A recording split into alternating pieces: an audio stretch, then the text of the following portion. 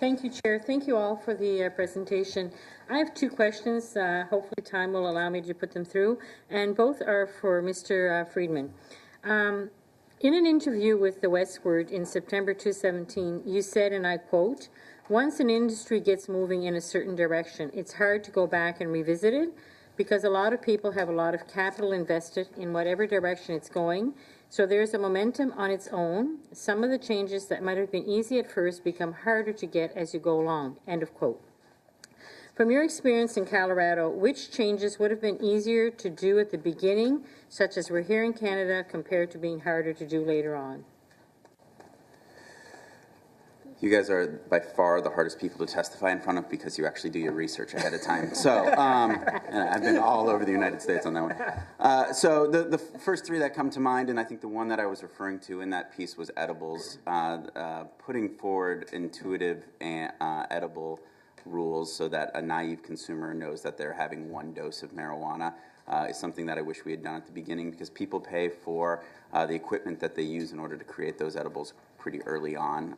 So the sort of thing where you either limit it to 10 milligrams altogether, or you make sure that they're easily scored and demarcated and that the universal symbol is stamped directly on the product. Also, just starting on the front end with banning certain shapes. And I will tell you, not only banning certain shapes, like there's just no reason there should be a gummy bear. Not only banning those shapes, but having a direct talk with industry that says, please don't come anywhere near this line, or we'll go ban it in the future, and you will have then paid for equipment you can't use down the road. I think doing those both in conjunction do allow for some self-regulatory power within the industry. The second was home grows. I think once there's a right given to citizens in Colorado, we had people very much arguing that they needed 99 plants grown at home, which is not an argument that we hear anywhere else. And so I think making sure that you have a very clear right that you're giving, that I do like the part of your law that you don't allow for co-oping, and that it's per residence, and that's very clearly defined, or dwelling, that's very clearly defined. And the third is advertising. I think, again, it's one of those places where some people will spend a lot of money deciding that advertising is their path forward to gaining a lot of market, and so setting rules early that set kind of the strictest forms of advertising will help you stop that sort of industry capture. Okay. My second question, you touched on it a little bit in your presentation, Mr. Freedman, but in the same interview, when it came to driving while high, you also mentioned the importance of having cannabis legislation committed a year ahead of time, and to use that time to properly train our officers and have a year's worth of data before we go into legalization. In your opinion, based on your experience again in Colorado, how crucial can that 1 year be to ensure public safety and public education? I'm not sure I can quantify how crucial it is. I can tell you that that the first 2 to 3 years of data that we got through, and this is somewhat to Beau's point, the first 2 to 3 years of information that we got from our driving while high was right after we had changed the driving while high laws and then spent a couple $1 million training people to be drug recognition experts, training police officers. And so therefore the biases alone in the system rendered any sort of trend absolutely useless. I would say, certainly if you can't get a year worth of training in, that I would, per Beau's suggestion before, choose a few jurisdictions and get people trained up pretty quickly and get some test examples of what you're seeing on the street right now, because I do think it could help down the future to see if you have a new growing dynamic of a problem, or if you simply have the same problem but you're catching it more.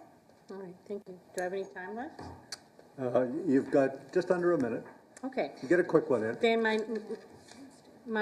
did somebody else want to answer that? Okay, well, I'll let you add instead of going to, okay, go ahead. I just saw data from the Massachusetts General Hospital that was generated a few days ago on comparing drug recognition expert views of people intoxicated with marijuana compared with their self-reports of being quite high, compared with blood pressure increases and other parameters.